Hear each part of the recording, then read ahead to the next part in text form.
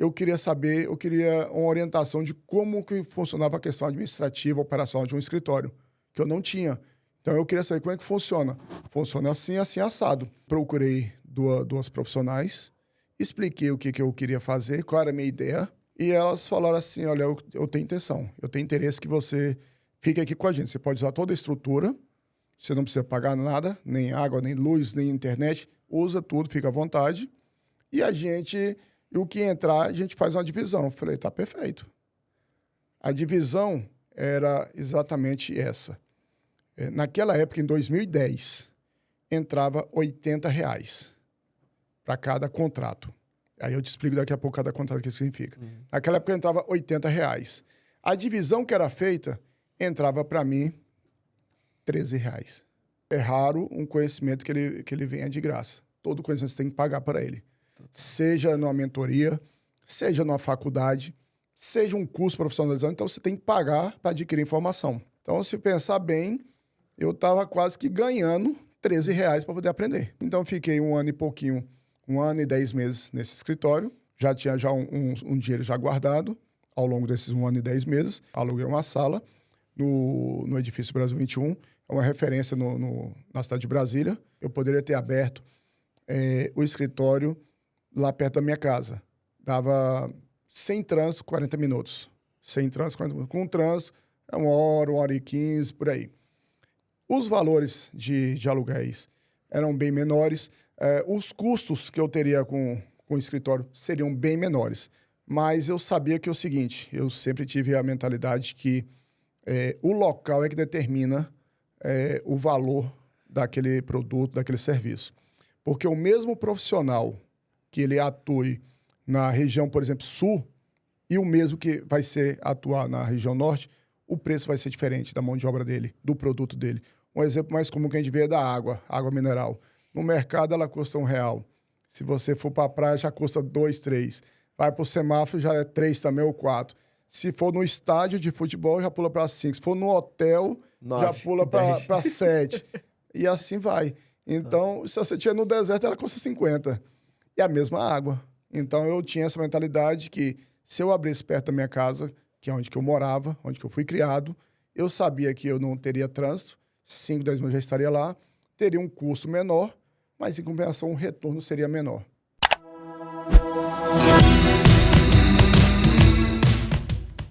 Sejam todos muito bem-vindos a mais um episódio do Profadcast, o podcast para você chegar na sua independência financeira.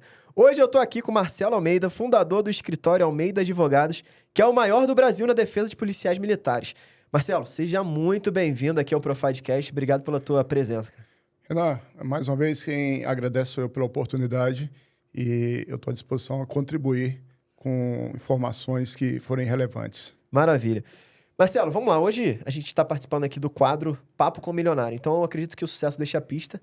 E a minha ideia aqui é você contando a sua história, a gente dando alguns highlights, trazendo algumas clarezas para as pessoas, porque às vezes você conta uma história e aí a pessoa vê, nossa, que legal a história do Marcelo. Muito legal. Aí eu falo, tá, beleza, o que você pegou para aplicar? Aí a pessoa, não, é legal a história dele, né? Inspiradora. Tipo, mas só inspiradora não adianta. Então a ideia é eu poder meio que hackear a tua mente e poder deixar mais fácil para eles já aplicarem. Mas me fala, Marcelo, você foi militar? Pelo teu jeitão já... né? Ou porque você lida muito com policiais militares, ou... Porque eu fui militar também, fui do exército, né? Mas me fala um pouquinho. Primeiro pra gente começar, quebrar esse gelo aqui, se você é militar ou já foi, como é que é essa parte? Sim, eu fui policial militar do Distrito Federal durante 15 anos.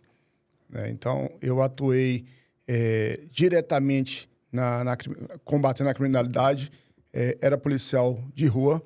Então, eu vi naquela época a necessidade de um profissional da área jurídica que desse a atenção que realmente os profissionais da segurança precisam. E não tinham. Naquela época, eles não tinham. Então, eu resolvi fazer o curso de Direito, me dedicar à advocacia, pedir para realmente a baixa da polícia para sair, para poder me dedicar à defesa desses policiais. Massa, incrível. Já viu uma oportunidade ali e já criou um negócio e já migrou. A gente vai chegar lá nessa história, queria mais contextualizar para a galera entender. Perfeito. Mas vamos voltar lá, que eu gosto sempre de pegar na origem, na raiz. Fala como é que foi ali a tua infância em relação a o que seus pais trouxeram sobre dinheiro, sobre empreendedorismo, sobre vai ser funcionário público. Como é que foi essa tua educação que te passaram em relação à educação financeira, ou até mesmo falando sobre riqueza, né? Sim. Até mesmo como o próprio Fábio Augusto fala, eu também fiz parte daquele modelo convencional de que tinha que estudar, se formar, para ser alguém na vida, né, passar num concurso público, que era o ideal, e ser alguém. Então, essa é a filosofia que me foi pregada desde a época de infância. Questão dos pais, eu nunca tive a presença paterna. Então, eu fui criado de mãe solteira. Minha mãe, eu encontrava com ela por volta de 6, 7 horas da manhã e encontrar novamente por volta de 9h30, 9h da noite. Eu falo já na faixa de seus 10 anos. Uhum. Então, minha mãe saía cedo para trabalhar 2, 3 empregos. Eu tinha outras irmãs mais velhas, mas que já tinham tomado outros rumos na vida, casado e tudo. Eu era o mais novo. Então, eu ficava sozinho em casa durante o dia. Pela manhã para a escola, à tarde ficava solto, literalmente solto no meio da rua. Uhum. Eu fui nascido e criado na cidade de Ceilândia, Brasília. É uma cidade conhecida como periferia, né? Muito embora tenha muita gente de sucesso, muita gente boa lá, mas é visto pela violência que existe nessa cidade. Infelizmente é marcado, desde aquela época como até hoje. Então, questão de orientação financeira, eu não tive, porque minha mãe, baixa instrução, ela veio da roça, baixa instrução, não tinha como me orientar. Eu não tinha uma figura materna para também orientar, não tinha um irmão mais velho ali para acompanhar. Então, eu não tive nenhum amparo nesse quesito de orientação financeira. Na verdade, eu tive o básico. Eu tive o necessário, não me faltou nada, mas eu tive o básico. Uhum. Então, nesse quesito de orientação financeira, eu não tive. Então, aos 15 anos, eu já trabalhava de carteira assinada.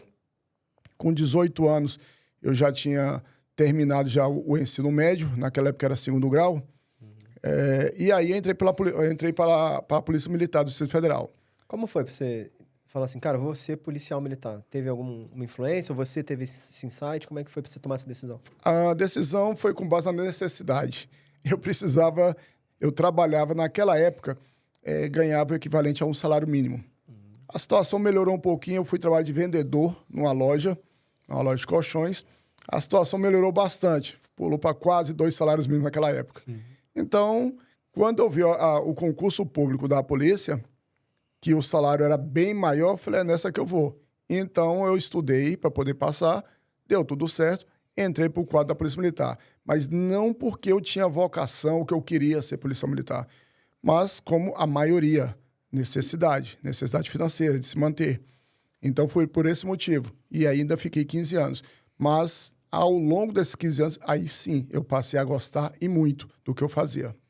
Legal. Dentro desses 15 anos aí, quais foram os teus principais aprendizados, assim, que te fizeram ter essa mentalidade de, cara, eu preciso empreender, né? Eu vou criar um negócio de fato e mudar vidas, né? Ajudar os meus colegas de farda e tudo mais. De onde veio ali? Teve algum momento ou você veio construindo já? Na verdade, esse pensamento de empreender, do empreendedorismo, eu afirmo que desde pequeno, desde meus 11 anos, eu já tinha. Por quê? Eu lembro que com 11 anos eu vendia din-din, que hoje as pessoas chamam de laranjinha, geladinho. Então eu tinha minha caixa de isopor, colocava o din-din dentro e saía para poder vender.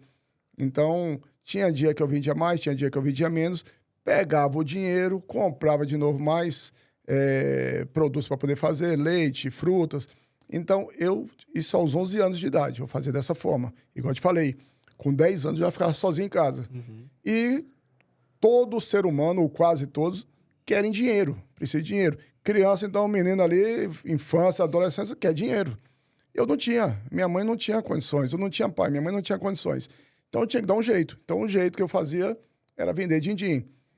Depois, fui trabalhar de auxiliar de serviços gerais numa loja, aí tinha os vendedores, e eu passei a ajudar os vendedores, então, daqui a pouco, falei, não, então, realmente você está produzindo, e me promoveram para vendedor. Eu falei, tá ótimo. Então, foi aí que melhorou.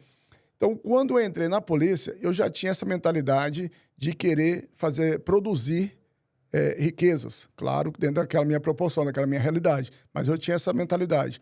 Então, quando eu entrei para a polícia, eu não deixei de ter esse pensamento. Massa, que top. Então, assim, às vezes você pega um trabalho por necessidade, mas você já tinha uma visão de crescimento, uma visão que, Sim. cara, é passageiro. Era. Né? Talvez você não sabia o que você iria fazer, mas você sabia que ali não era o teu fim, né?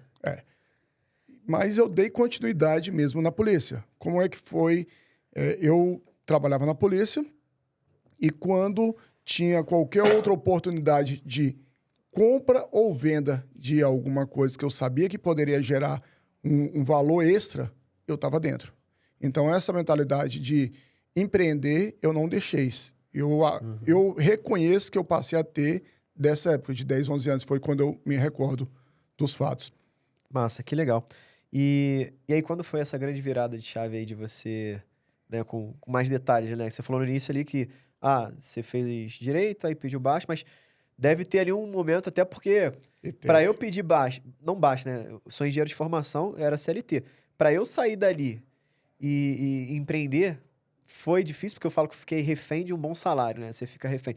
E você que já era, vamos dizer, concursado, mais difícil ainda, né? Como foi essa transição aí? Era mais difícil se a gente pegar o modelo convencional, que é o que as pessoas querem, aposentar. As pessoas falam muito de aposentadoria. Seja serviço público ou CLT, hoje a pessoa fala muito de aposentadoria. Esse é o desejo da maioria das pessoas. Então, eu não tenho esse desejo de aposentadoria. Meu desejo é continuar produzindo enquanto eu tiver saúde e disposição. Esse é o meu desejo. Então, naquela época, eu sabia que tinha necessidade de um profissional para essa área. Isso eu já sabia, isso era fato. Só que um outro fato era a minha realidade financeira e social. Por quê? Eu não tinha, como a exemplo da maioria dos servidores públicos, que hoje são, por diversos motivos, mas têm dificuldade financeira com empréstimos. E até acredito que você mesmo pode me confirmar isso. Na área de investimento tem muita gente que é envolvida com empréstimos bancários, que acaba sendo infinitos. Então a pessoa ela vai entrando num buraco cada vez mais fundo com empréstimos, principalmente os servidores públicos, voltados a empréstimos fantasiosos que atraem os servidores públicos, então vira aquela bola de neve. E eu também era um deles. Então a minha realidade financeira que eu recebia do Estado por exercer a profissão de policial, não me atendia.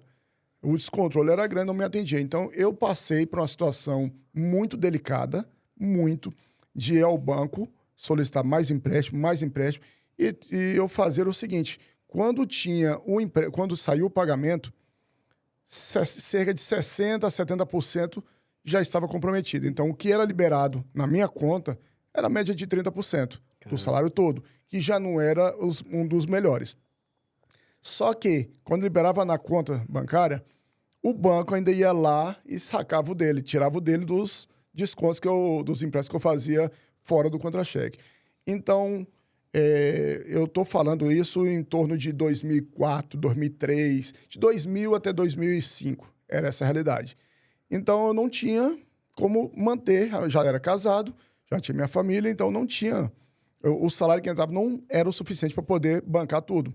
Então, o que eu tinha que fazer? Saiu o pagamento, eu tinha que correr lá para sacar antes que os empréstimos entrassem, antes que os descontos entrassem, e eu conseguia sacar pelo menos 30% do salário. Caramba. Era isso aí que eu tinha que me virar. Eu falei, rapaz, isso aí não está dando certo mais não. Tem que procurar outro jeito. Já era casado nessa época? Já era casado. Tinha filho já? Não. No ano seguinte que eu tive minha primeira filha.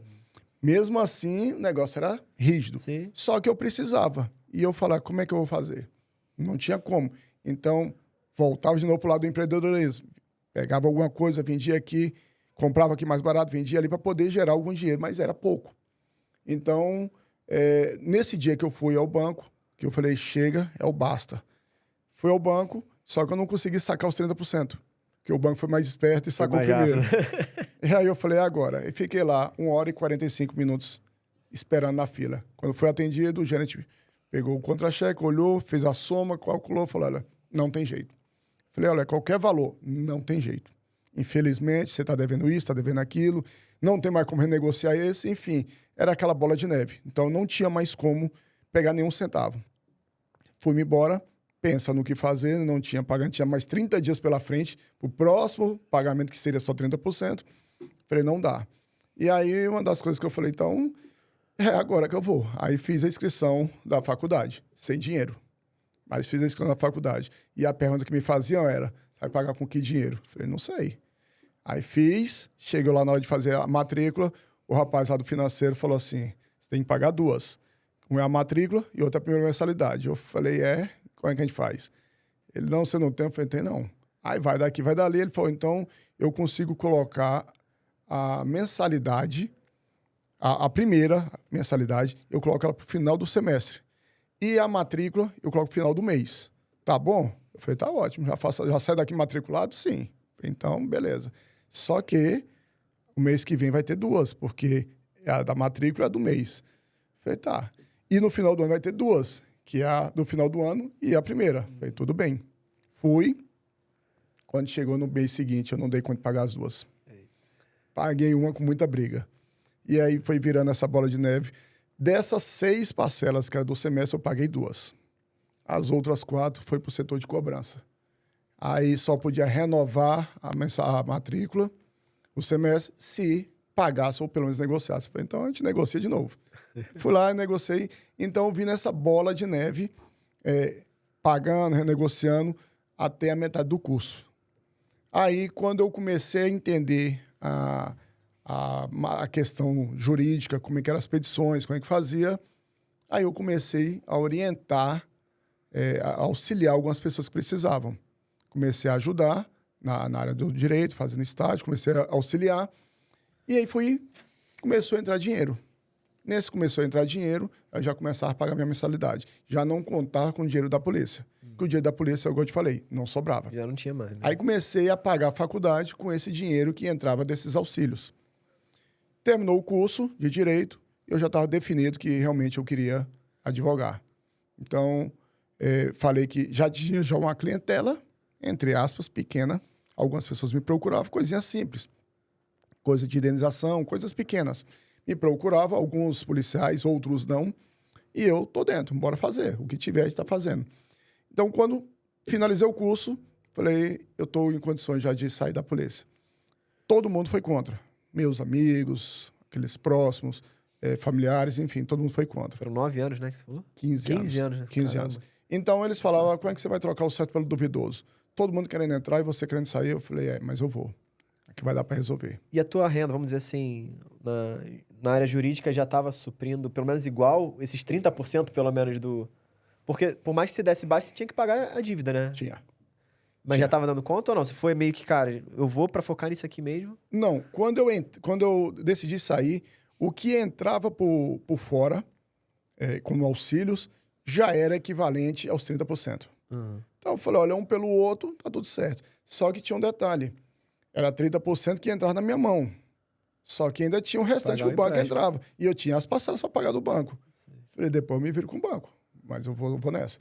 Só que nesse depois eu me viro com o banco, no primeiro mês já começou a entrar dinheiro suficiente para poder começar a dar continuidade aos pagamentos.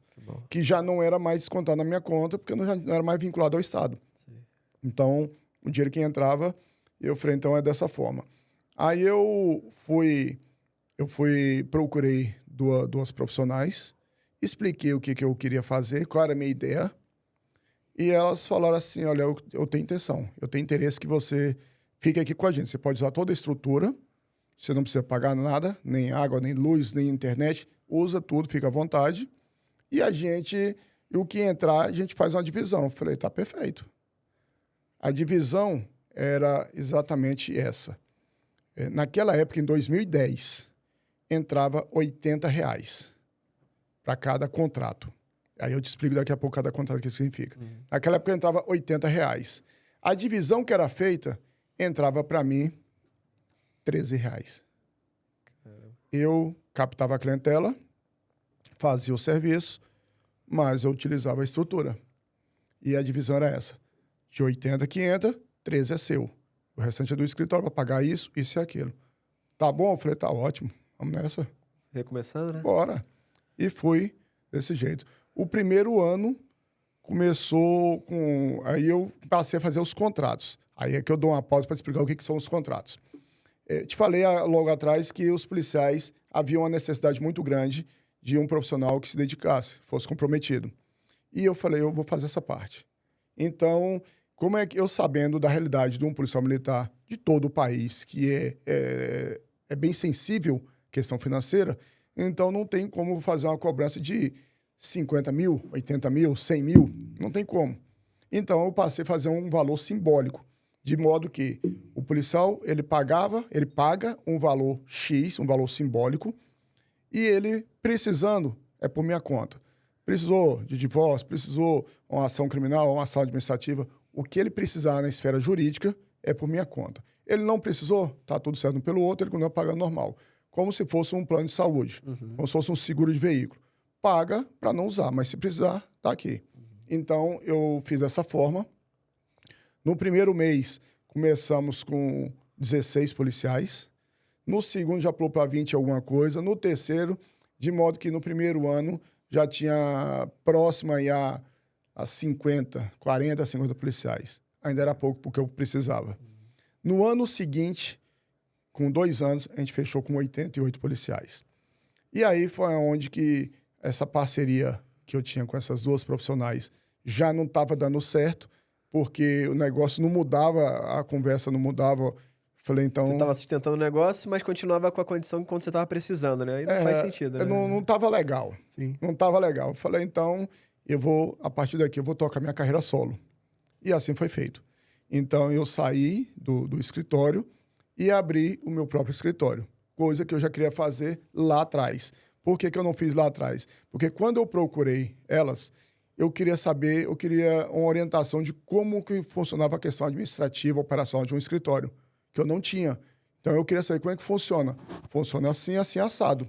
Nesse funciona assim, assim, assado, me perguntou qual era a minha ideia. Eu falei, não, então tu fica aqui com a gente. Eu falei, fico. Aí foi bom que teve essa contrapartida financeira para o escritório e eu tive a contrapartida da expertise. Todo know-how, né? Falei, então tá fechado no piloto. Por isso que em nenhum momento, eu achei ruim a divisão de valores. 80 entra e para mim fica 13 e o restante do escritório. Mesmo eu fazendo tudo. Então, não esquentei, que eu sabia que isso era temporário. Uma coisa legal pra gente hackear aqui, ó. Você aceitou ganhar menos, mesmo sabendo que era pouco, porque você estava naquela situação, mas principalmente pelo olhar do aprendizado, do know-how que você ia ter. Precisava. E que você, de fato, até poderia pagar para alguém por uma consultoria para estruturar isso se fosse o teu escritório, né? Na verdade, é raro um conhecimento que ele venha de graça. Todo conhecimento você tem que pagar para ele. Seja numa mentoria, seja numa faculdade, seja um curso profissionalizante, então você tem que pagar para adquirir informação. E aí não seria diferente. Então, se pensar bem, eu estava quase que ganhando R$13 para poder aprender. Total. Falei, então tá ótimo, vamos nessa. E aí fiz, então fiquei 1 ano e pouquinho, 1 ano e 10 meses nesse escritório, aprendendo, entrando dinheiro. Aí já era advogado, já tinha pedido para sair da polícia. E aí, no final de 1 ano e 10 meses, a gente tinha 88 clientes. Falei, ainda não tá legal.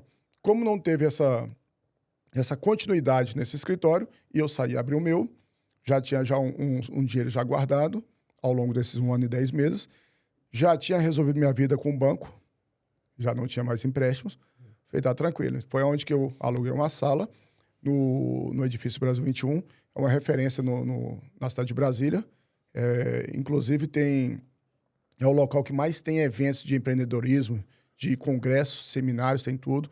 É referência em Brasília, esse edifício. Legal. Então, abri lá, aluguei a sala. Já começou bem, né? Já outro patamar, né? Começou Sim. Eu poderia ter aberto o escritório lá perto da minha casa. Dava sem trânsito, 40 minutos. Sem trânsito, 40 minutos. Com trânsito, 1 hora e 15, por aí. Os valores de aluguéis eram bem menores. Os custos que eu teria com o escritório seriam bem menores. Mas eu sabia que é o seguinte, eu sempre tive a mentalidade que o local é que determina o valor daquele produto, daquele serviço. Porque o mesmo profissional que ele atue na região, por exemplo, sul, e o mesmo que vai atuar na região norte, o preço vai ser diferente da mão de obra dele, do produto dele. Um exemplo mais comum que a gente vê é da água, água mineral. No mercado, ela custa R$1. Se você for para a praia, já custa 2, 3. Vai para o semáforo, já é 3 também ou 4. Se for no estádio de futebol, já pula para 5. Se for no hotel, 9, já pula 10. para 7. E assim vai. Então, se você estiver no deserto, ela custa 50. E a mesma água. Então, eu tinha essa mentalidade que se eu abrisse perto da minha casa, que é onde que eu morava, onde que eu fui criado, eu sabia que eu não teria trânsito, 5, 10 minutos já estaria lá, teria um custo menor, mas em compensação o retorno seria menor. Então, eu não me preocupei com pegar trânsito, pagar mais caro, mas acreditando que o retorno ia ser bem maior. Foi o que a gente fez. Então, fui para lá, abri, comecei sozinho. Daqui a pouco veio mais um advogado, mais 2, mais 3. Hoje a gente está com 20. Uau, massa. Hoje a gente está com 20. Durante a pandemia, que vários escritórios, vários comércios, de uma forma geral, fechando com a pandemia, foi nesse momento que a gente abriu mais uma, que foi mais um escritório que foi em Goiânia. Então, mesmo com a pandemia tomando de conta do mundo inteiro, e a gente caiu para dentro e foi lá e abriu também em Goiânia. E que está até hoje. A gente abriu lá, deu início em 2020, janeiro de 2021 já estava funcionando, e está funcionando até hoje, cada dia mais potente. Que massa. Então, alguns hacks aqui. Primeiro, parabéns, cara. Primeiro, pela tua resiliência. Segundo, por você entender que no momento de dificuldade você viu oportunidade, né? Então, pandemia, qualquer pessoa estaria entregando o escritório para não ter prejuízo, e você foi lá e, ó, bom, é agora. Talvez até aproveitou mais oportunidade, porque estava mais barato, coisa do tipo, né? E aproveitou. E aí você falou, todo conhecimento tem que pagar, né? E de fato é isso. Você, né, se aceitou trabalhar cada R$80 receber 13, mas porque você estava vendo todo. Cara, eu quero construir. Tá vendo na né? frente. E com certeza isso te ajudou na hora de montar o teu escritório muito, né? Sim. Então, a gente foi dando essa continuidade, mais profissionais foram entrando no escritório, mais profissionais foram contribuindo, mais clientes foram entrando. Então, hoje, a gente está com quase 3 mil só em Brasília. Uau. Atendendo o que era com um ano e meio, a gente tinha 88. Hoje a gente está com quase 3 mil só em Brasília, fora os de Goiânia e fora policiais de outros estados que passaram a tomar conhecimento do nosso serviço. Então, a gente tem Tocantins, tem Minas, Tocantins, Pará, Brasília, Goiás. Então, são esses locais. Uau. E São Paulo. São Paulo também já tivemos. Que massa, que massa. E a ideia é expandir mais em outros lugares? Qual que é os seus planos futuros aí? A gente teve proposta já de dois profissionais que tomaram conhecimento do nosso serviço, como é que funciona. A gente teve proposta de 2 para abertura, tanto em São Paulo quanto na cidade de Fortaleza. Então, a gente já teve essas 2 propostas. A gente não definiu nada ainda, até porque a agenda é muito corrida. Então, não conseguimos parar para conversar sobre isso. A gente conversou por 3 oportunidades sobre esse assunto e a gente não deu mais continuidade. Mas, assim, é um assunto bastante novo. Essas propostas ainda está em tempo de a gente conversar e é o objetivo nosso tomar de conta do país no termo de defesa de policiais militares. Que massa, que top, cara. Que baita trajetória, né? E o que você acha que foi, assim, fundamental para você sair de policial militar para trazer uma empresa, nossa, multimilionária e que com baita propósito, né? E talvez ninguém tava olhando para aquilo, porque você falou, o advogado ele quer o quê? Pô, vou pegar uma causa de 50 mil, uma causa de... né? E aí você pega ali, você criou um modelo de negócio de recorrência. Sim. Incrível, assim, sensacional, né? É porque é o seguinte, primeiro, é disposição. A gente vê falar muito que as pessoas querem trabalhar, estou aqui à disposição, quero, mas na verdade não está à disposição. As pessoas querem a coisa bem fácil, bem facinho ali no colo dele. E nada é fácil. Então tudo tem seu preço, seu retorno. E a maioria também pensa dessa forma aí. Se eu te falar aqui hoje, qual o valor que um policial militar paga para ter um serviço de 20 advogados à disposição 24 horas, parece que é brincadeira. R$152. Caramba. Esse é o valor que um policial paga. Para ele ter um tribunal do júri à disposição, para ele ter um processo de tortura, de homicídio, de lesão corporal. Enfim, e eu abro até um aspas aqui, que muita gente pergunta, mas que direito militar seria esse? Que o nosso forte hoje do escritório é o direito militar, que é voltado à defesa dos policiais militares. Mas muita gente pergunta, mas que seria isso? Seria atuar como? E aí é o que eu falo. Infelizmente, a gente vê todos os dias na mídia situações envolvendo policiais militares em serviço, falando que abusaram do poder, cometeram crime, tiveram desvio de conduta que não poderia ter sido praticado. E aí a gente fala, aí vem na mídia falando, a corregedoria, o comando geral falando, olha, a gente não compactua, a gente vai abrir a apuração, para, se for o caso, excluir ele da corporação. Então, tem situações que, de fato, houve exagero, outras não. Mas, tendo ou não tendo, o procedimento é aberto o inquérito policial militar, depende do que for, é aberto o inquérito policial normal, é aberto uma sindicância, é aberto um PAD, um procedimento administrativo disciplinar, é aberto um conselho de disciplina. Então, assim, são inúmeros procedimentos que abrem, que podem ser abertos, que pode gerar a condenação dele, para que ele fique preso mesmo, pela justiça, pode gerar a exclusão dele da Polícia Militar, do serviço público. Então, as consequências são grandes. Então, cada serviço desse aí são valores altos. E a gente sabe que a realidade não é favorável a pagar um valor de 50, 80, 100 mil. Então, tem policial que ainda vai vender a casa para poder pagar, mas tem uns que nem casa tem. Então, fica difícil de vender o que não tem. E agora, R$ 152 é possível ele pagar. Então, ele paga R$ 152 e tem à disposição o serviço jurídico. Muita gente vai falar assim, pô, mas 150, cara, para mim não dá, não. Sei lá, vou 150, se eu tiver muito aí, vou ter 20, 30, 50 policiais, vai dar aí, sei lá, 15, 10 mil. Não, para mim não dá, não. Só que eu não pensei por isso, por esse lado. Eu pensei, primeiro, vou resolver o problema do policial que tiver interesse, e, ao mesmo tempo, ele vai resolver o problema, que vai ser a questão financeira. Então, um ajuda o outro. Mas o foco principal eu resolvo o problema dele, que é ter uma segurança jurídica.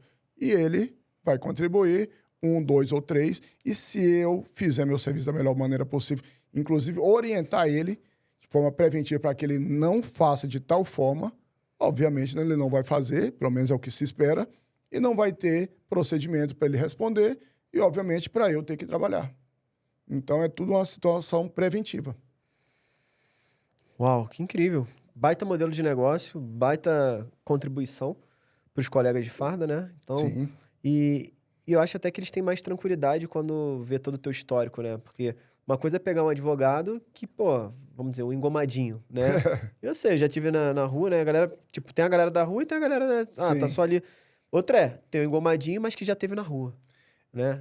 Eu faço, com certeza, tem outros profissionais que até mesmo depois que o meu escritório deu início, o nosso escritório não é meu, é nosso, depois que o nosso escritório deu início a esse modelo de serviço, de negócio, outros policiais que também fizeram o curso de direito, também, por um motivo ou outro, aposentou, saiu, enfim, que também se tornaram advogados, deram início a esse mesmo projeto. Claro que não está na mesma proporção que nós, mas fizeram a mesma coisa.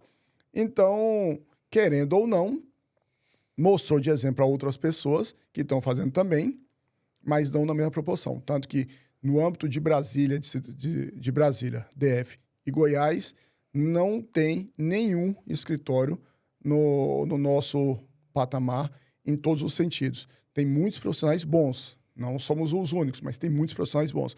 Mas no nosso ritmo não tem. Hoje, só em Brasília, a gente está com 20 advogados. E o volume que vocês atendem, né? São 4 mil, né? Policiais que vocês têm na carteira? Juntando tudo, os policiais que a gente já atendeu e atende, os que a gente já atendeu e atende, ele chega próximo a 5 mil. Top, que massa.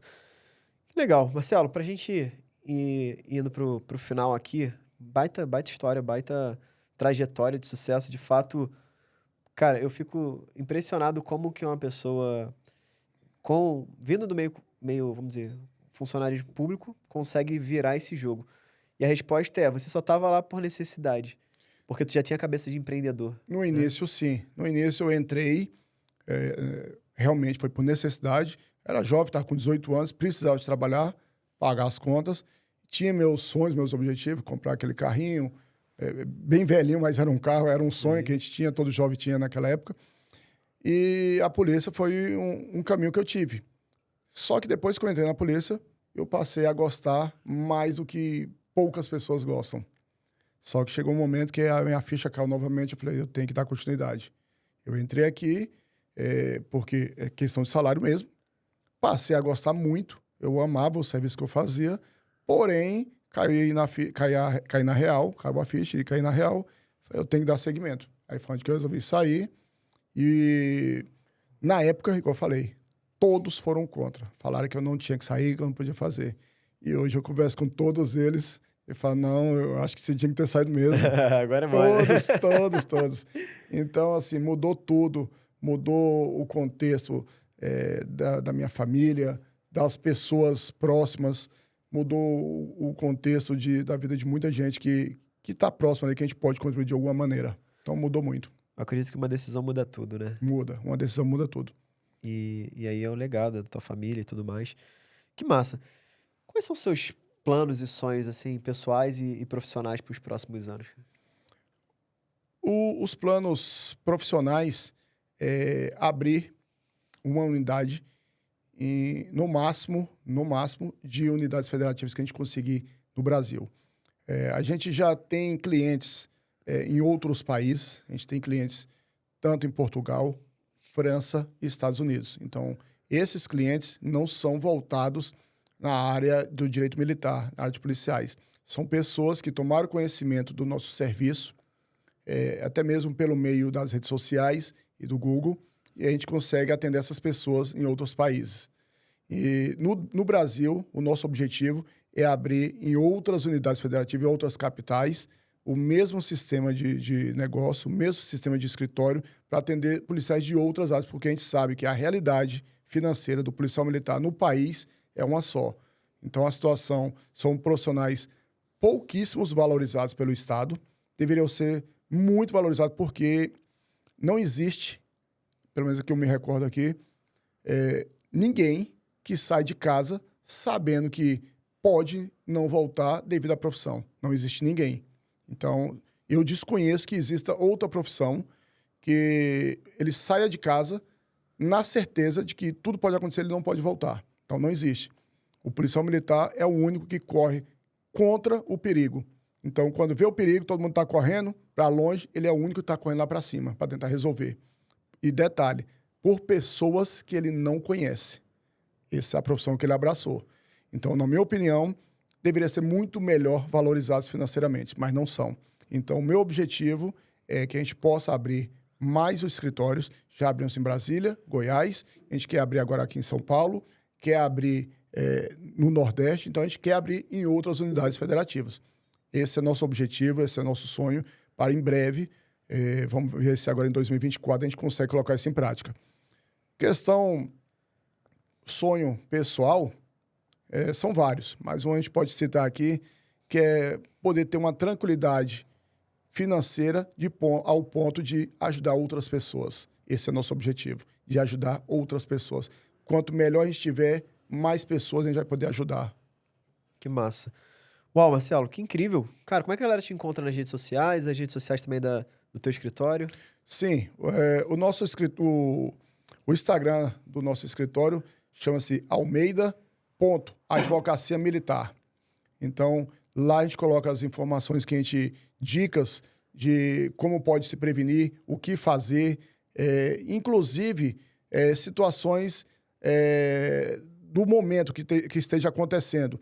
Por exemplo, não é porque é policial militar e a gente vai atuar somente na esfera do direito militar. Não, a gente atende tudo que seja voltado a esse profissional. Seja direito de família, direito de consumidor, direito civil, o que for. Um exemplo mais comum que teve agora é essa situação da companhia de milhagens aí que vendeu passagens aí, pacotes turísticos para milhares de pessoas no país inteiro e não sei o motivo aí que resolveu não cumprir com o que foi feito, do que foi acordado. Ou seja, as pessoas tiveram prejuízo de compra de pacote de turismo, passagem, o Ministério Público já tomou a frente, já entrou com a ação civil pública, enfim. Mas, enquanto isso, diversas pessoas nos procuraram. Vários clientes e não clientes. Então, a gente orientou de forma preventiva já quem já estava pensando em comprar, não comprar, a gente orientou como fazer. E os que fizeram, a gente estava orientando como é que poderia proceder para, de imediato, dar logo início à demanda judicial para tentar reaver seus valores. Então, esse é um exemplo do que a gente coloca também nas nossas redes sociais. Situações sazonais, temporais, de momentos que a comunidade passa, a sociedade passa. Então, o nosso Instagram é almeida.advocacia militar e lá a gente coloca essas informações, dicas. Baita trabalho, cara. Então, ó, se você conhece um policial militar, encaminha para ele esse podcast, porque com certeza vai ajudar ele pra caramba. Porque, de verdade, olha, é muito barato pro tipo de serviço que eles entregam, viu? Pela qualidade. E você tá protegido em qualquer área, tipo, qualquer coisa que aconteça. Vou ligar pro meu advogado, pô, que moral, né? Qualquer uma, 24 horas. Situação de emergência, 24 horas, sábado, domingo, feriado, qualquer, seja área penal, área civil, área do consumidor, área da Fazenda Pública contra o Estado, qualquer demanda jurídica que essa pessoa venha precisar. E essa situação foi mais além. Muita gente, partindo, logicamente, de parentes de policiais militares, são clientes nossos, seja esposa, ou seja o próprio marido, que a esposa que é policial, ou filhos já adultos, 18, 20 anos, enfim, cunhados, enfim, outras pessoas que não são policiais, mas tomaram conhecimento do nosso serviço e falaram, eu quero fazer também. E aí a gente não tem esse preconceito, não. Então a gente faz com qualquer pessoa. A gente não tem falar que é preconceito, que só faz com o policial. Não, a gente faz para qualquer pessoa. Igual eu falei, nosso objetivo é poder auxiliar. Então, certeza que é um valor simbólico que qualquer pessoa pode pagar e ela tem uma tranquilidade jurídica quando precisar. Que massa. Marcelo, que incrível, cara. Marcelo, fundador do escritório Almeida Advogados, que é o maior escritório, né, no Brasil de defesa dos policiais militares. Então, se você curtiu, já deixa o teu like, se inscreve no canal do YouTube, se você está assistindo pelo YouTube. Se você está pelo Spotify, já segue a gente e dá 5 estrelas aí na avaliação, porque isso aí ajuda a gente a subir no nosso ranking aqui do Spotify. Marcelo, que baita contribuição. Cara, foi uma aula aqui para mim. Primeiro de modelo de negócio. Pô, incrível. Você foi disruptivo no negócio. A galera tá vamos dizer assim, agora tem concorrente, mas antes era só vocês, porque não é só um escritório de advocacia. Você trouxe um modelo diferente e um nicho diferente. Então, isso é incrível. Você mudou a realidade da tua família. Então, assim, com uma decisão. E, cara, muita quebra de padrão. E todo conhecimento tem que ser pago. Cara, isso aí o local determina o preço. Isso daí também pegou muito forte. Então, aproveita aí para se despedir do pessoal. Pode deixar a tua mensagem final aí pra gente. Eu queria, na verdade, agradecer mais uma vez a oportunidade, Renan, por a gente poder levar adiante essa informação do nosso serviço, porque esse podcast, uma simples visualização, pode ajudar inúmeras outras pessoas. Então, eu agradeço por essa oportunidade. Quem tiver oportunidade para poder falar, indicar, ou pelo menos comentar sobre esse tipo de serviço, ainda que não seja conosco, seja com outras pessoas, porque não é só a gente que faz, tem inúmeros outros profissionais que fazem. Mas é algo que pode ajudar um profissional, pode ajudar uma família a sair de uma situação que esteja difícil. Então, deixo aqui meu agradecimento, ficamos à disposição. Nosso escritório é em Brasília, Goiânia, porém atendemos em todo o país e até fora, conforme eu disse aqui. Boa, Marcelo. Muito bom. Cara, curti demais, aprendi muito aqui. Foi um prazer te receber. As portas estão sempre abertas. Se o que você precisar também, conta comigo aí para contribuir com o teu pessoal, com a tua empresa, tá bom? Beleza. Então é isso, turma. Esse foi mais um Profidcast. Um grande abraço, muita produtividade financeira para você e bora evoluir. Tchau, tchau, turma.